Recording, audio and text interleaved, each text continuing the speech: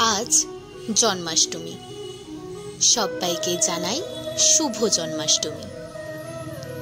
आज जन्माष्टमीर पुजो आमार बाड़ीते उद्यापित होच्छे। एई विशेष दिने आमरा कृष्णेर जन्मेर आनंदे पुजो ओ आराधना करे थाकी।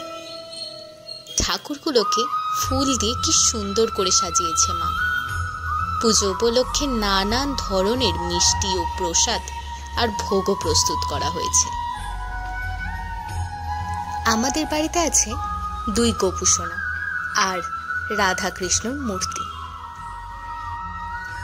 चलो ताहले गोपुसोनादेर जन्य भोग प्रस्तुत करा जाक। मा एका हाथी सबटा प्रस्तुत करছে।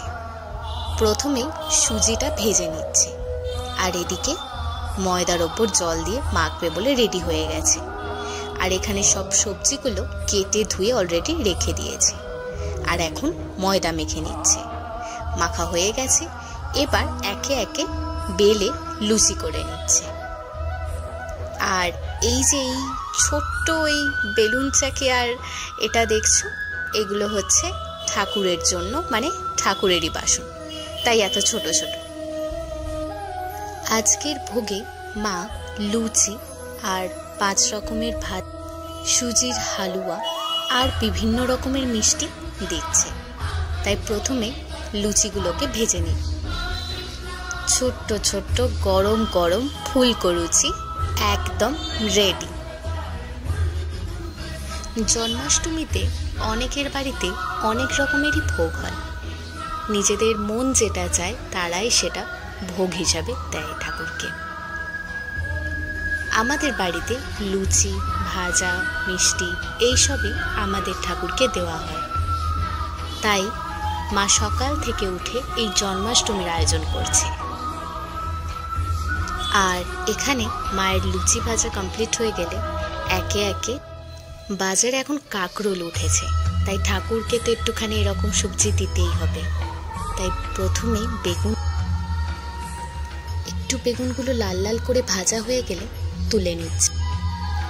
একে একে সব সবজিগুলো তুলে নেওয়ার পর নেক্সট ধাপে আলু আর কপিগুলোকে দিয়ে দিচ্ছে। ওই যে বললাম 5 রকমের ভাজা হচ্ছে, বেগুন, কাকরোল, আলু, কপি আর শেষে হচ্ছে পটল। এই যে পটলগুলো একে একে ভাজার জন্য দিয়ে দিয়েছে। পটলগুলো ভাজা হয়ে গেছে, সব সবজি ভাজা হয়ে গিয়ে একসাথে সব কটাকে তুলে রেখে দিয়েছে। আর এখন তৈরি হচ্ছে সুজি। সুজি তো আগেই মা ভেজে রেখেছিল। এরপরে সামান্য তেলে এলাচ আর তেজপাতা ভেজে নেওয়ার পর ওই ভাজা সুজিটা দিয়ে দিয়েছে। এই এলাচ আর তেজপাতাতে খুব সুন্দর গন্ধ বেরোবে সুজিতে। আর তারপরে চিনি, নারকেল, বাদাম সবকিছু দিয়ে সুজিটা তৈরি করে নিয়েছে।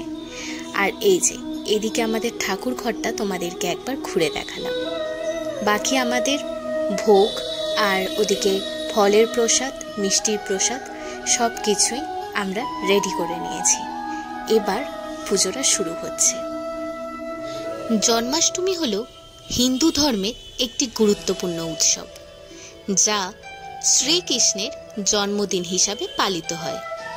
এই দিনটি শ্রীকৃষ্ণের জন্মের দিন, যা কৃষ্ণপক্ষের অষ্টমী তিথিতে পড়ে। জন্মাষ্টমী মূলত শ্রাবণ মাসের কৃষ্ণপক্ষের অষ্টমী তিথিতে উদযাপন করা হয়।